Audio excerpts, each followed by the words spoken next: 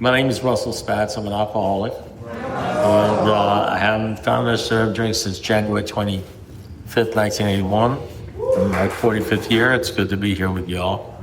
Share a little bit about my experience, strength and hope, and some other things. And I'm just going to try to be as transparent as I possibly can. Tell you a little bit about my life and what I've learned in the last 45 years regarding this program of recovery that's been around for thousands of years, quite frankly, but that's my opinion. So most of the stuff I'm going to share is going to have to do with me and my life and my experience and the experience that I've seen of other people. You know, it's like that farmer's commercial. I love that commercial where that guy says, we know a lot because we've seen a lot. You know, it's one thing to think you know or believe you understand. It's another thing to watch things happen over a period of time. And so I've learned a lot of stuff.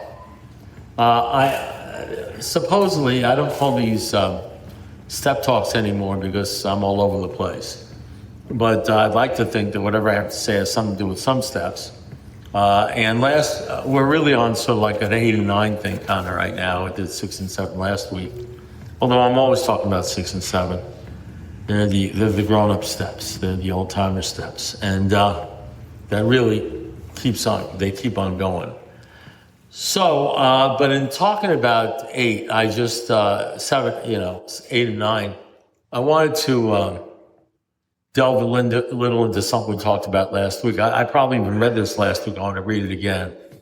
For reasons that I hope will become apparent to you as this goes on, or maybe later on tonight. This is the first chapter in step 7.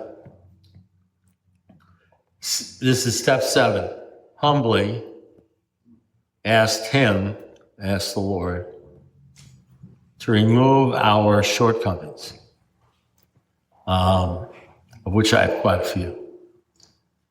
Since this step so specifically concerns itself with humility is important. Humility, you might be familiar with this. That's the way we get a new perspective, by repeated humiliations. There's a connection there. The way we get humility is by repeated humiliations.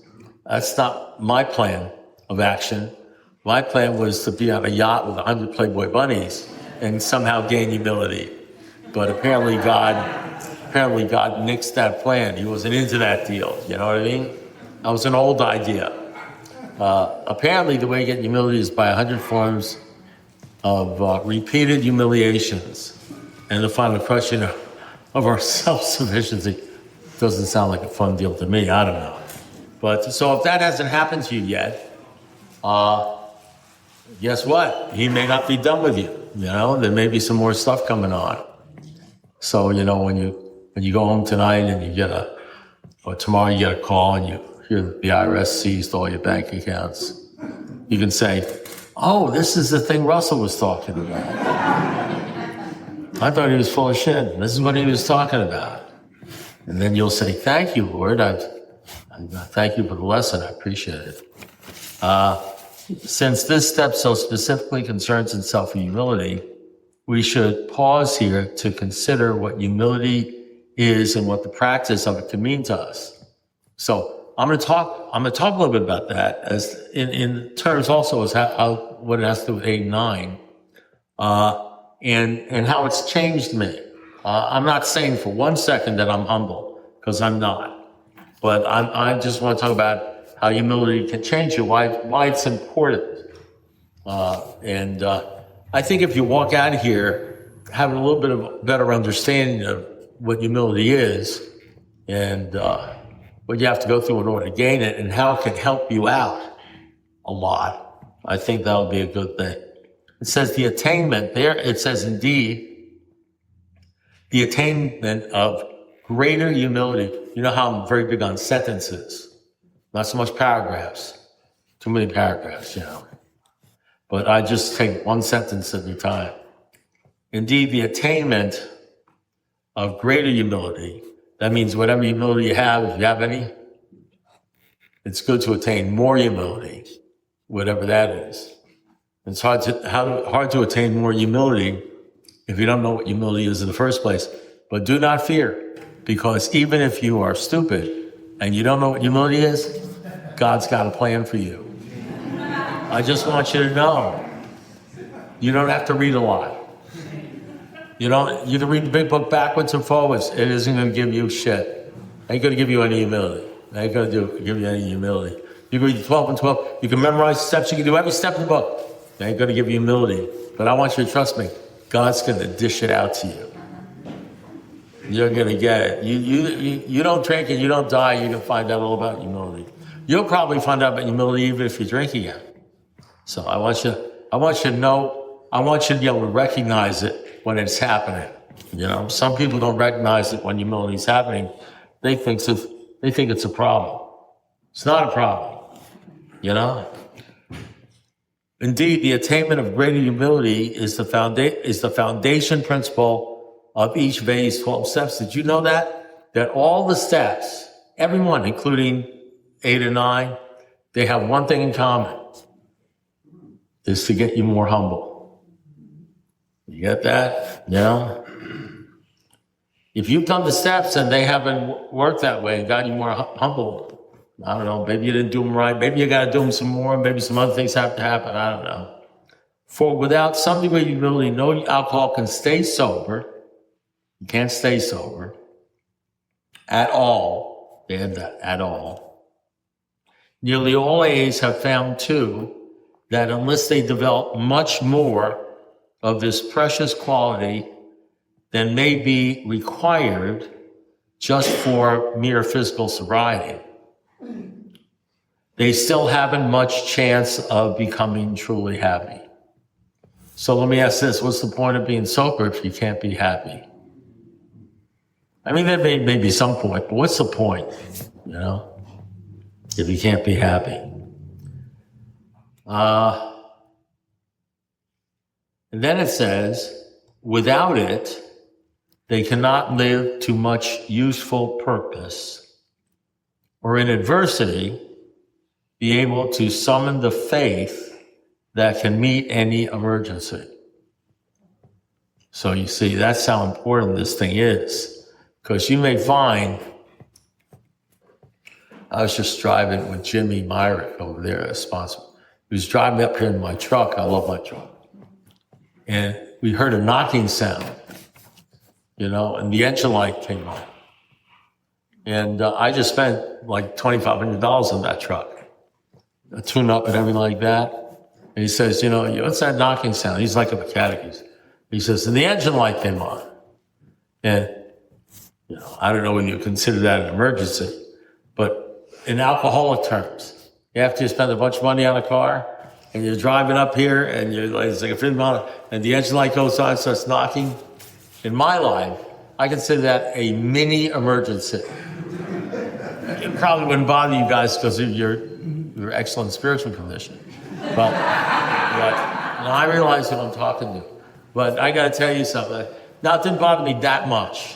It's the truth. It didn't bother me that much, but it's not, it really didn't bother me that much. But I would consider that something like that. There was a time where something like that would just drive me nuts. Nuts, crazy. So I think, that kind of stuff happens all the time in your life. Happens all the time. As a matter of fact, I think I had at least 12 emergencies like that just today. Just today. It's the truth. I just don't notice them. Like when I was about to start this meeting, I got a phone call. Did you hear my phone go on? It was playing. It's from my daughter who is up in some state up north. I'm not I don't know where it is. But I got a bunch of daughters, so it's hard to keep track of them. And that's like a mini emergency. I'm up here and my phone goes off. And, I mean, it may not seem like a big thing to you, but when you're an alcoholic, that's the kind of shit that'll get you drinking. You know what I mean? The car going to the check engine light and the phone going off. And maybe one other thing, you know what I mean? Stuff's kind of piled, worldly clamors. It's terrible. So what is there a connection between, there must be, There must be. If all the steps are connected because they all have to do with humility, then the 8th step must have something to do with humility. And the 9th step must have something to do with humility. Does that make any sense? That's the only logic I have on this. What does humility have to do? This is a good thing to talk about. This would be a good topic at regular meetings. If they would talk about this kind of stuff at regular meetings, it would be a good topic. What's the connection? People talk about the 8th step, 9th step, and I used to do this, and they talk about mechanically how you do this, I did this, I did that, it's filming, so I made this amends and all. But I made a list and they talk. But what is the connection between humility in the 8th step and humility in the 9th step? That might be something to sort of talk about, just for laughs and giggles. So I think I'm going to talk about that a little bit. So I don't know the definition of humility. It's not because I haven't looked it up. I've looked it up over the last 45 years. I've looked it up many times. I just don't understand it. I don't get it. If you were to say to me, and I got a bunch of time, and I've done a lot of stuff, what's humility? I would say, it's like the Supreme Court Justice says, what's pornography? He says, I don't know what pornography is, but I know it when I see it. You know what I mean? I don't know. I don't know what humility is. You know what I mean? The old story about the guy who was being given the trophy on humility, and when he went up to get it, they took it away from him. Humility is like a strange thing. But I will tell you this. This is what I know. I know this absolutely. I can tell you this. I've met humble people. I don't claim it for myself, but I have actually met people that have humility, that are humble. And I just sort of knew they were humble. And I can tell you the people that I met that were humble were very attractive to me. They were very attractive to me, and they were somehow different from me. And I could tell that they had something that I wanted, but I didn't have. I could tell that. And so I wanted to hang around them. I'll tell you something else. The people I met that had humility, most of the other people that I knew wanted to hang around them too. They just wanted to hang with them. They just wanted to sit with them. You know what I mean? One of the people I knew who had humility was a guy named John Glenn, who was my third sponsor for like 20 years. And he was a chaplain for the prisoners in Detroit, in jail in Detroit. He was a serious man of religious man. He was he loved people. He loved Jesus. He was in that stuff, and he was very quiet, except when he was singing in church. I knew what his favorite hymns were, and I loved hanging out with him. And so I didn't have a definition of humility. All I knew is I wish I could be like John Glenn. I'm not so sure that isn't much different than what we all do in here. Even when they talk about the steps, the way they frame the steps, if you think about it, is it may seem they tell us about the steps, and they do in the 12 and 12 when you go to step series. But what they really say, when you think about it, is, now here's the sentence. Think about the sentence. If you want what we have, and you're willing to go to any length to get it, then you're ready to take certain steps. Isn't that they don't say if you're bright enough to understand the word humility, or if you're smart enough to know what we mean when we say personal inventory. They don't say that. They say if you want what we have, and you'll do anything to get it, then you're ready to take steps. If you don't want what we have, or you do but you're not willing to go any length to get it, then it doesn't matter how smart you are, you're not going to get it. That's the basic ingredient. To find somebody that has something you want and that you'll go to any length to get it. And when you're ready to take whatever that step is or whatever you're supposed to do, and it'll take effect. Maybe if you don't want what we have and you just sort of do it with a gun to your head, or you do it just get through it, maybe it'll work. I don't know. I can't, I don't know everybody in AA, but I know in coming up the ranks, a lot of my deal was wanting what my sponsors had and wanting what other people had. And I'm not sure whether I don't have the power to put that desire in people. The only power I've been given, and it's not even a power, is the ability to try to be transparent to people, with other people, as to what worked for me. Now, I can do that.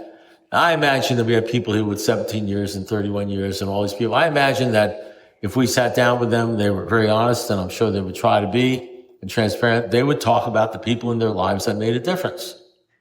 They wouldn't say, well, I got this, or I got that, or I got this, or I got that, look at me, or something like that. They'd probably say things like, well, I had a sponsor named John, or I'll never forget I got this guy, right? So that they talk about people in their lives that made a difference. And part of that difference might have been these people were humble. And I used to drink in bars, and I'm a drunk, I'm an alcoholic, and alcoholics are not humble. I'm not even sure when I was drinking. I ever, in my entire life, drunk or sober, I don't think the thought ever crossed my life, how can I get more humble? I mean, I'm serious. I would think, well, I wish I could get that blonde, or whatever, that redhead, or maybe if I could get a new car. The only thing that crossed my mind is how I could be more noticed. You know what I mean? Get more attention, get that gal, get more money, get bigger, have people. I never thought about getting humble, and yet every one of these steps talks about getting humble. So what happens if you get to the end of the steps and you're still thinking about cars? I mean, I hate to, this is like a sentence. I just threw out a sentence to you. I'm just saying, sometimes the brush clears up and you think of things you never thought of before. I don't think I ever said that in my life up to now.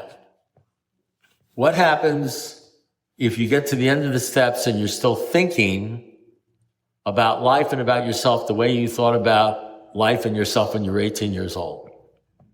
Did the steps really, if you say I did the steps or I did the big book, does it really have any meaning? Have you really done the steps? Or if whatever you did that you thought were the steps, did it have the actual effect of what the steps are supposed to do? I mean, what if you do the steps perfectly and you come out the other end exactly the way you went in? Thinking about the same things, worrying about the same things, all that sort of stuff. What does that mean? Did you actually do the steps? Maybe there was something missing. I don't know. So that's why I want to talk a little bit about humility. So I told this story, and I think most of you people, I don't really know, I think most people here have heard a lot of my stories. And I think I've told the story during my, one of the meetings I did before this. And they've all been recorded, so, but I think I told a story about my first marriage to my first wife. I might sort of go in, I don't know if there's anybody here who hasn't heard the story, but I'm going to go into it again and add a little something to it, because I think it's important regarding the 8th step, the 9th step, becoming transparent, being honest, and developing some sort of humility, because it's greatly affected my life. It's greatly affected my life in a good way, in a painful way, but in a good way. So I saw this girl when I was 19, 20, 21 or something, and I said, man, if I could get that girl, I'd be okay. And you're alcoholics like me. One of the things I realized is that if I'm an alcoholic and if I've had a thought, and you're an alcoholic, you probably have the same thought, because we may look differently, but we basically, that's the only reason AA works, is just we think the same. I mean, how many times does a person have to come up to me and says, you were talking about me, It doesn't matter. We think we have the same thought patterns, Very few people walk out of AA meeting and say, I don't understand what they were talking about, you know what I mean? I mean, you say, man, these people understand me, you're talking about me. So I said to myself, now I don't care whether you say if I only had that car, I'd be okay. If I only had money, I'd be okay. If I was only 50 pounds lighter, I'd be okay. I don't give a crap. You're always, the grouch and brain stuff, you've always got a great idea of what's going to make you okay. And it never has anything to do with humility. Oh man, if I could only be more humble. Oh, yeah, that's the ticket, man.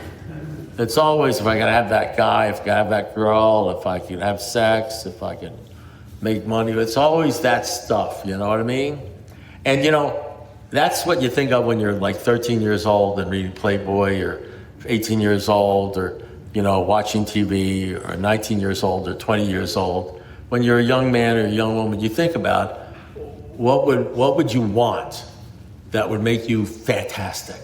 It's all vanity stuff, It's all dyeing your hair or getting a different suit or dress, or it's all about making yourself like being a peacock and making yourself look better to other people and worrying about what they're saying, engaging yourself next to other people. That's what it's all about. That's what it's all about for years. And I'll tell you something else, a little secret I've seen. I don't know if you've seen this. After you get sober, that's sort of like the way it is for the next 30 years. That's sort of like the way it is for the next 20, 30 years. And so you're sober, but not really.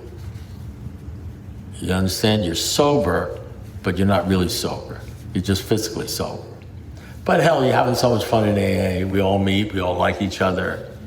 We all laugh. We go to restaurants afterwards. We have conventions and shit. Like, we get so in love with the fellowship of Alcoholics Anonymous and the fact that we're different, that we found our like home and our little cult, and our little deal here, And so we're so happy. We don't even realize that we're really not that much different than when we were 18 years old, are we? It's always checking the bank account, checking the weight, getting on the scale, getting the surgery, whatever it is, whatever you need in order to find the Viagra. It's all about that stuff, isn't it? So that sort of deal. And that goes on, and so it's a puzzlement to alcoholics as to why, when they have 10 years or 17 years or 31 years, why they still have serious problems and they don't feel so good. They can't understand how come they're not feeling better. Now, they may be distracted. They may be at an A meeting. They may be listening to a good speaker, and they may feel good. They say, man, that was great. But eventually the ism comes back, and they're lonely again, and not feeling good. And they can't quite understand, because what A becomes, which in the beginning is great. In the beginning, it's so important in the beginning. Screw getting humble. It's so important in the beginning to not drink. I'm telling you, I may put down the don't drink and go to meetings and that kind of crap, but I'm just telling them, if I didn't stop the drinking, it was constantly stop the don't drink, don't have resentments, if that wasn't like pounded into me, I would have never made it to 40 or 30 or 20 or anything. So it's so important. But what happens is we end up thinking really that what this whole thing is, well, it's like James just got out of prison. It's like a prison sentence. It's like we slap on AA and the steps and the fellowship and the sponsors like you would put Band-Aid on a wound. You got this gaping wound, so you go to AA, you put a Band-Aid on it, and you're okay for a few hours, and then you rip off the scab or something like that. Or it's like taking an aspirin. Going to meetings is like taking a drug. I'm not putting down going to meetings, but that's what it ends up being. It's a going to meetings is a temporary fix. Everything we do in here is a temporary fix. You know how I know it's temporary? Because if you stop doing it, you end up drinking and going crazy. It's a temporary, nothing is permanent in here. You understand? That's the deal. Nothing is permanent. It's a temporary fix, which is probably why when we rest on our laurels and we get a lot of time, we get to wear those gold medallions around our necks with 30 years and everything. We get all that and we're happy about it. It's probably why a lot of people drink again. or not doing well because they think they've attained something, that they've changed, that they're no longer alcoholic. They're no longer really, they're spiritual, not religious. Like a different type of human being. Like no longer an alcoholic. Sort of like a little bit below the angels, but above like normal people. You know what I mean? That's that sort of thing. So we have that sort of like humility where we're humble, but we really think we're better than most people. You know what I mean? And we'd be really better than most people if we had a new Jaguar or something like that, a new car, that kind of deal, right? So getting back to my marriage, so I met this girl. I said, if I could only have that gal, I'd be okay. Now I'm going to shorten the story. I insinuated myself into her life. I did whatever I had to do, and I ended up getting married to her. She's a very nice, sweet gal. We had a baby. We had a house in Miami Beach. And within 6 months, I was hanging out in the bars looking at other women. That's what I was doing. And I wasn't even thinking that my wife's at home waiting for dinner with the baby, and I never showed up. And she put up with that for 4.5 years. And I did that for 4.5 years. And for 4.5 years, as I was doing that, it never occurred to me that I was doing anything wrong. Anything wrong. And I never cheated on my wife. And as a matter of fact, I was very proud of myself because other guys would cheat, and I said, I won't do that. I'd say I won't do that because I'm a man of integrity. But really, I was chicken shit. I was scared. I didn't have the guts to cheat on my wife. But I would just stay there and ignore her, I don't know if that's ever happened to you. I don't know if that's ever happened to you where, somebody you care about just sort of ignores you it's a very painful thing to put on anybody. In any event, one day she said, "You come home drunk one more time, I'm leaving you." That's the sentence. I didn't understand it. I said, what does she mean by that? Because it's one of those sentences that you don't really understand it. Even though an idiot would understand it, but you don't understand it because you're too bright to understand. What does that mean? Then I came home drunk. I told that whole story, and she kicked me out of the house, and that's the end of my marriage. I lost my house, my wife, and everything. So here, and if you asked me what I did wrong, I didn't think I did anything wrong. We're just different people going from different things, and I discarded my wife so I could go out with other women. That's what I did. And the reason I did that is because in my life, the only thing I cared about is myself. I didn't care about anybody else. Which I think, now I'm pretty sure about this, has something to do with self-centeredness. It says selfishness, self-centeredness, that's the root of our trouble. Driven by 100 forms of fear, self-delusion, we step on toes, brothers, they retaliate, seem without regret. But we've learned, we've made decisions based upon self, which puts us in position to be hurt, so that alcohol is self-override, though we usually doesn't think so. So for me to hurt people and not even realizing I'm hurting people, or how about this? I could hurt people. How about this one? This is what my sponsor said to me. Don't get a sponsor like this. I had mean sponsor. I could hurt other people and not give a shit. You ever hurt anybody and not give a shit? Or at least tell yourself you don't care. They deserved it. It's their fault or something like that. It's because I'm a selfish, self-centered. So here's the deal. So when you get divorced, I had a son. He was like 6 years old, 7 years old. And when you get divorced, I don't know how many people have been divorced.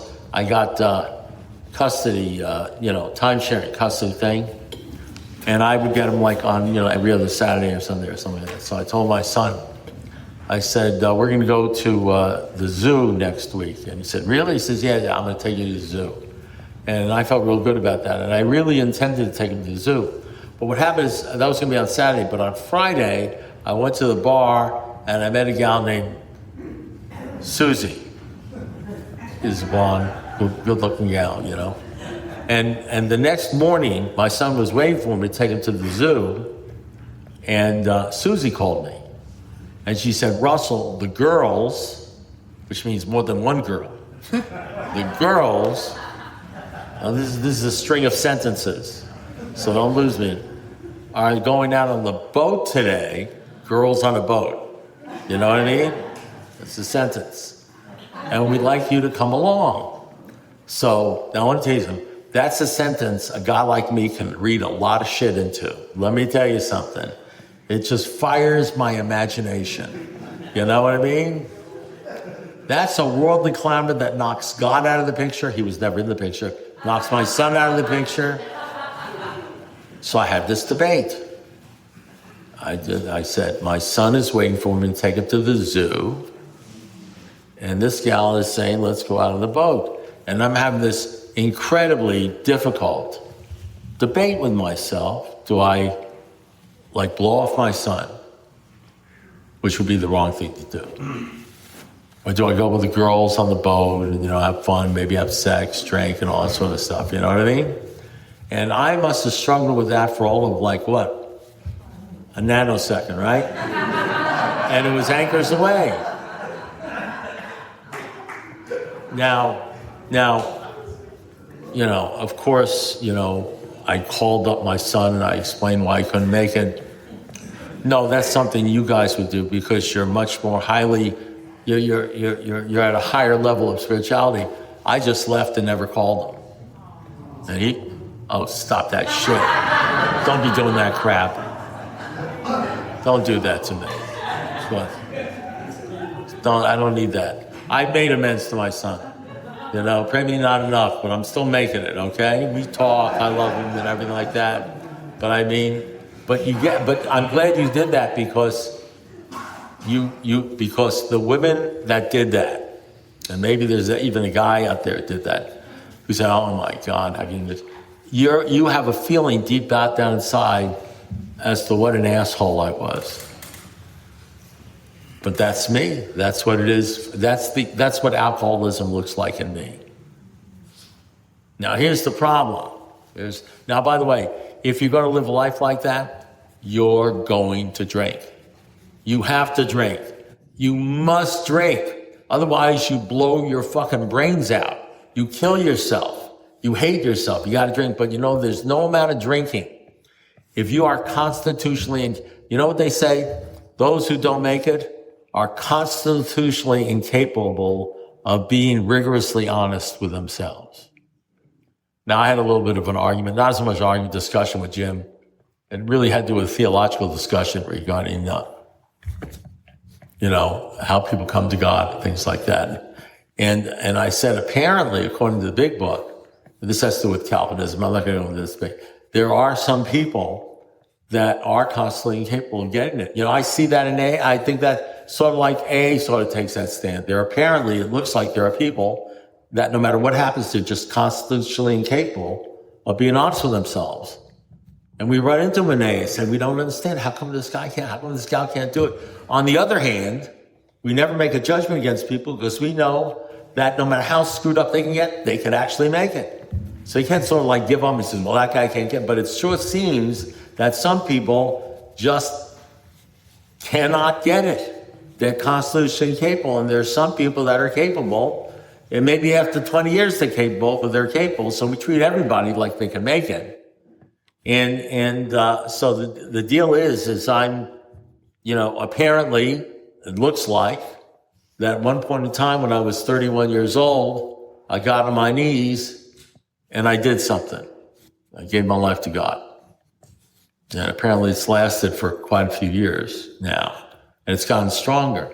But let me tell you what the problem is. When you have a conscience, and you can be conscious and you can increase your conscience relationship with God, the 11-step kind, and what happens, even when you're a total piece of crap like I was back then, and you did that to people, deep down, everybody ever see the movie, The Portrait of Dorian Gray?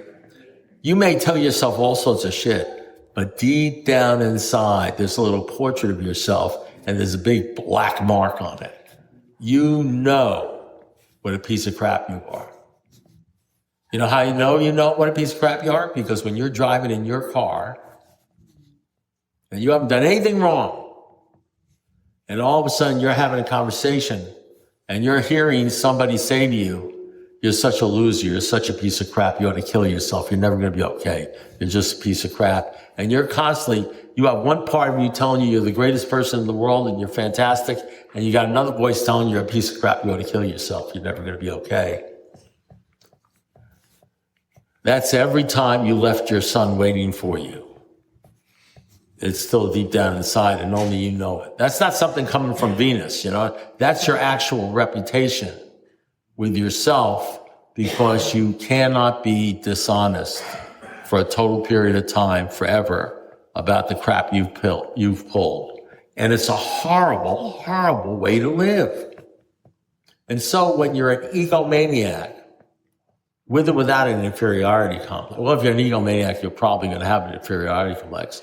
If it's all about you and your ego, and that's the whole thing, which apparently is true with alcoholics, you understand? You're going to hurt a lot of people. You're going to lord over people. No matter how many times you say to yourself, you don't care what other people think about you, you're going to be constantly, somehow, deep down inside, it's going to bubble up to the top. What are they going to think about me? And you know something? You cannot handle self-hatred.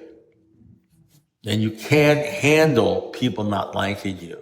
No matter how much you drink, and you'll drink a lot, eventually your liver and your kidneys will get you sober again. And you'll be miserable.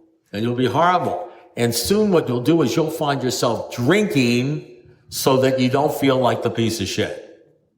You know what I mean? And you know what's going to happen? One of these days, you're going to drink so you don't feel like a piece of shit. And you're going to feel even worse. It's going to have like it's going to actually make you feel even more sorry for yourself.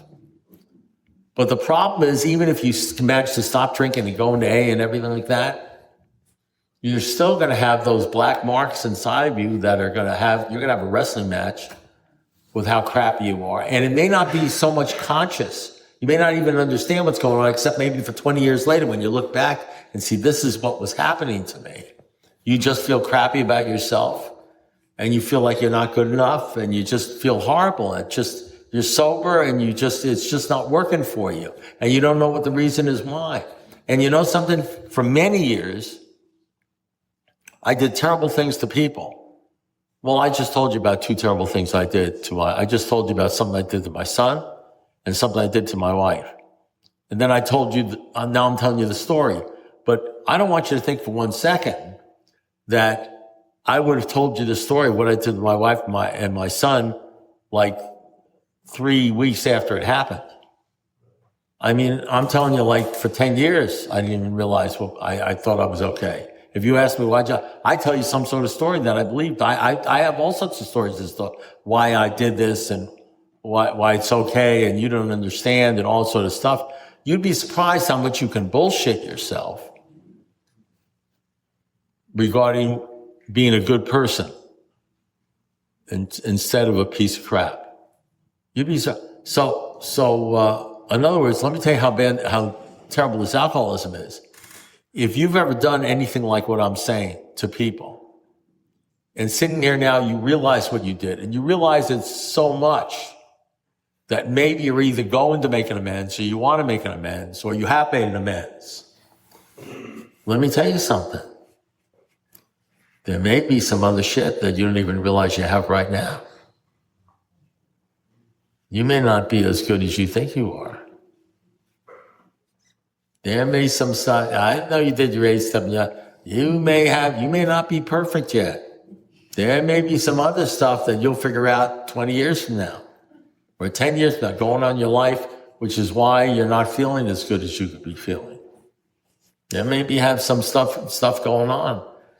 And you may not realize it for 5 years because we have a way of covering things up and saying, look at how I'm doing. I got my 17-year medallion. I'm in my 45th year. I mean, so there was a time when I used to say to myself, like everybody says, and you probably said, and there's nothing wrong with this, it's okay, because it says, do not conform yourself, to the world, but be transformed. That's the sentence, okay? Do not conform yourself to A. Now, the important thing is, it's important to conform yourself to A as far as not drinking, going to meetings, going all that stuff and do what they do. But don't use necessarily the people in AA after you get sober as what you want to attain and know higher. You may want to find the John Glenn's.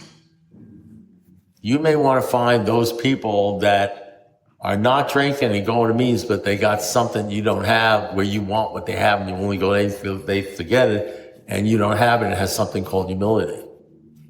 You know, you got to, because you're going to become what you hang around with and what you want. And if all you want is what we have in Well People's Anonymous here, hundreds and thousands of people that are wearing medallions that have their year of sobriety on it and saying, isn't this great? We're all in the wonderful cult of Alcoholics Anonymous. You may find yourself in the same position Bill Wilson found himself in when he was 21 years sober and almost suicidal, because you're resting on your laurels and you're heading for trouble and you don't realize there's more you can have.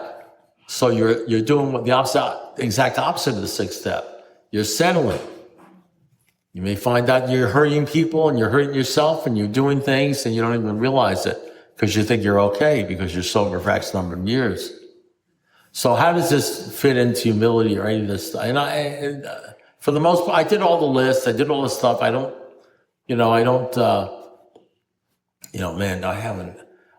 figured out something, that if you don't hurt people and say bad things to people, you don't have to make amends. Did you know that? You know, for those of you who don't like making amends and constantly feeling guilty and all that sort of stuff, if you don't do stupid shit, you don't have to make amends. I'm just telling you. But I did something stupid the other day, and it was killing me. I said, oh my God, I hate this shit. You know what I mean? I shouldn't have. I said something. I said something cruel to somebody because I was trying to be funny, and it wasn't funny at all. It was cruel. You know what I mean? So apparently, apparently, I haven't totally grown out of being an asshole. So wait, so what is this? So what does this mean? Let me get right down to the deal. I stopped saying many years ago, maybe 10 years ago, that I'm spiritual, not religious. Because something came over me where I realized that I'm not spiritual.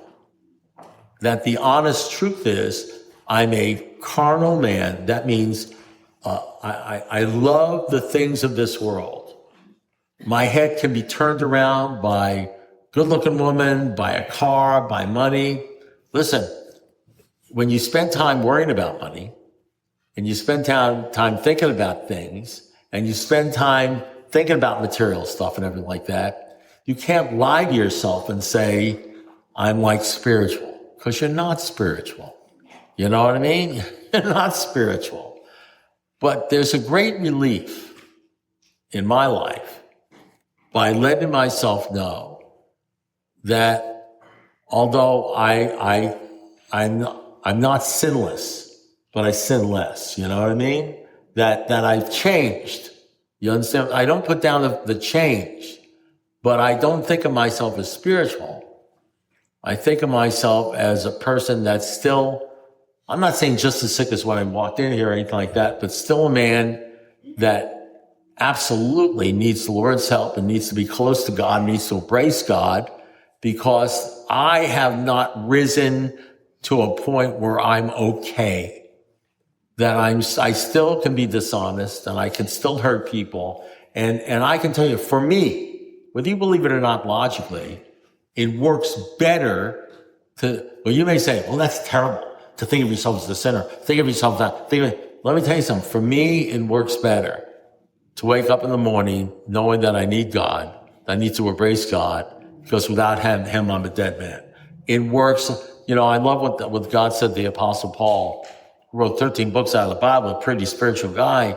And he said, I had all these incredible experiences. I had spiritual, what do they call those things, appendix 2, revelations and all that stuff, and experiences. And he said, listen, I can't even explain the incredible things I had to me, but I'm not going to talk about that. I'm not going to talk about what happened to me at all. I'm going to talk about my defects.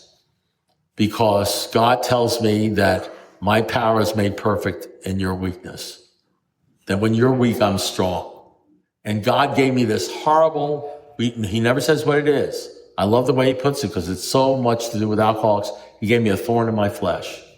He gave me something that Paul never says what it is. It could have been pedophilia. It could have been alcoholism. It could have been, want to get with that woman or something like that. He never says. Now, of course, real religious people think it's nearsightedness.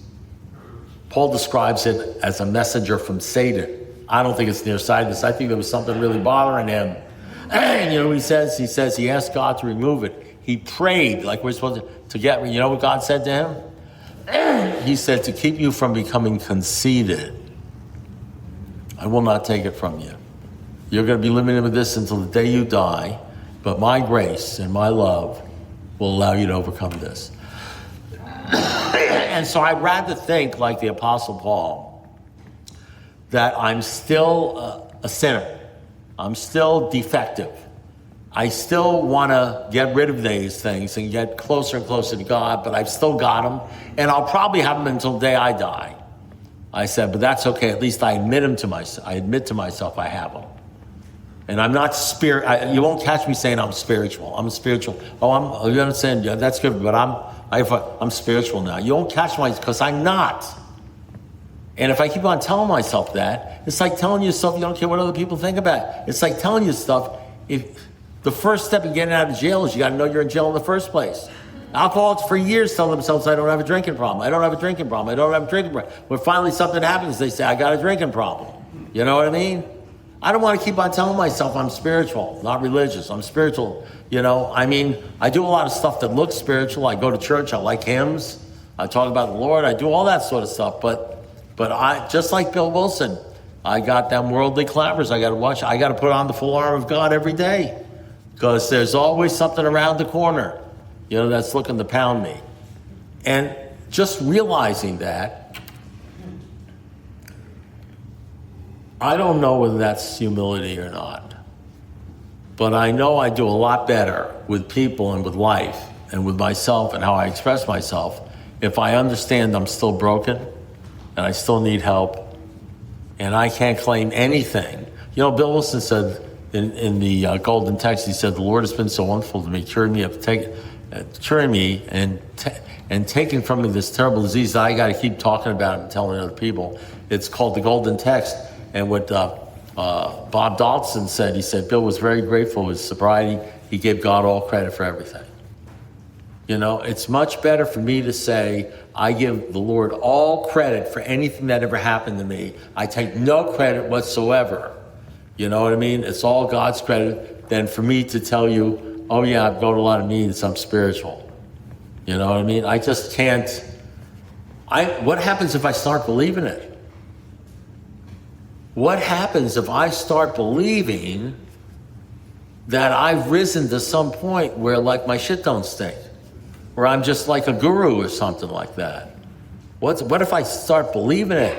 I don't have to go to meetings, I don't need God, I don't need to sponsor people, I don't need to talk to, just think of what would happen to me if I actually believed that. It's that kind of thing.